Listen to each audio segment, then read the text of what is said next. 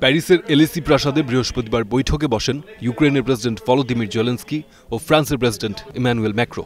সঙ্গে আরও ছিলেন ইউরোপীয় ইউনিয়নের president Ursula von der Leyen, পোল্যান্ডের প্রধানমন্ত্রী Donald Tusk, Denmark, Netherlands, Belgium, Finland সহ পশ্চিমা বিশ্বের আরও অনেক নেতা।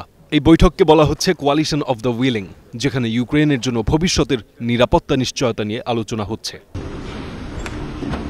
রাশিয়ার সঙ্গে কোনো যুদ্ধবিরতি হলে ইউক্রেনকে কিভাবে নিরাপত্তা দেওয়া হবে সে বিষয়ে আলোচনা হয় বৈঠকে।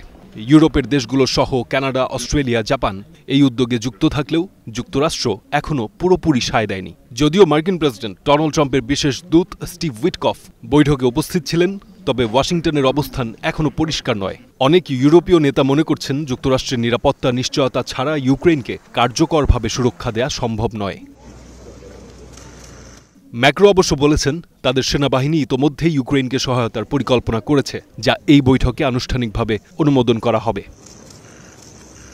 এদিকে প্রাগে অনুষ্ঠিত ডিফেন্স সামিটে ন্যাটো মহাসচিব মার্ক রুটে স্পষ্ট ভাষায় বলেছেন ইউক্রেন একটি স্বাধীন রাষ্ট্র, তাদের নিরাপত্তা ব্যবস্থা তারা নিজেরাই ঠিক করবে। রাশিয়ার এখানে কিছুই বলার থাকা উচিত নয়। ইউক্রেনে ন্যাটো নিরাপত্তা বাহিনী থাকলে সেটা ইউক্রেনের সিদ্ধান্ত, মস্কোর না। তিনি আরও বলেন পুতিনকে অতিরিক্ত ক্ষমতাশালী করে দেখানো উচিত নয়। অন্যদিকে রুশ পররাষ্ট্র মন্ত্রণালয় বলছে ইউক্রেনে কোনো বিদেশি সেনা মোতায়েন তাদের কাছে অগ্রহণযোগ্য। ফারদিন খান, স্টার নিউজ।